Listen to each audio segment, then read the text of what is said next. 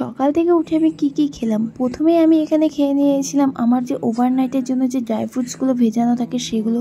তার মধ্যে ছিল আখরোট, আঞ্জি, কাঠবাদাম, যেটাকে আমি চুপচাপ খেয়ে নিলাম। তারপর চলে গেলাম নিচে গিয়ে এখানে নিয়ে নিয়েছিলাম 3টে ব্রেড, আর এখানে নিয়েছিলাম কলা, যেটা কিনা একটুখানি বাটার মাখিয়ে রেখেছিলাম, যেটা দিয়ে আমি খেয়ে নিলাম। তারপরে দেখছি মা এখানে কিছু পাতা শুকাচ্ছিল। মাকে বললাম এটা কী পাতা? মা বললো মিষ্টি কুমড়োর পাতা, এটা দিয়ে বললে একটা নতুন রেসিপি হবে। তার কিছুক্ষণ পরে রান্নাঘরে গিয়ে দেখছি মা এখানে ইলিশ মাছটাকে ম্যারিনেট করে রেখেছিল। তাই আমি দেখে খুশি হয়ে গেছি, কারণ এটা আজকে পাতুরি হবে। তারপরে খেয়ে নিলাম ওখানে 2টো মৌসুম্বি লেবুর জুস করে। তারপরে রান্নাঘরে গিয়ে দেখছি মার পুরো পাতুরি পুরোপুরি রেডি হয়ে গেছে। তার কিছুক্ষণ পরে ও গেছিলো একটুখানি বাজারে, নিয়ে এসেছিলো আখের রস। তারপরে আমি এখানে নিয়ে নিলাম স্যালাড কেটে, আর দেখছি এদিকে মার পুরোপুরি রান্নাবান্না রেডি।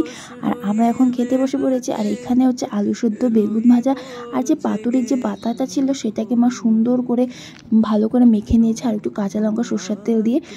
আর যে পাতাটা মা মেখে রেখেছিল, মা বলছিল যে জানি না এটা খেতে কেরম হবে, কিন্তু আমার কাছে তো খেতে জাস্ট দারুণ হয়েছিল।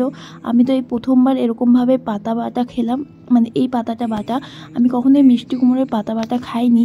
আর যেহেতু এটা বাংলাদেশের সেই পদ্মা নদীর ইলিশ ছিল, এটা খেতে আরও বেশি টেস্টি ছিল। আমার তো খেতে দারুণ লেগেছিল। আর এই রেসিপিটা না আমাদের বাড়িতে এই প্রথমেই ট্রাই করা হয়েছিল।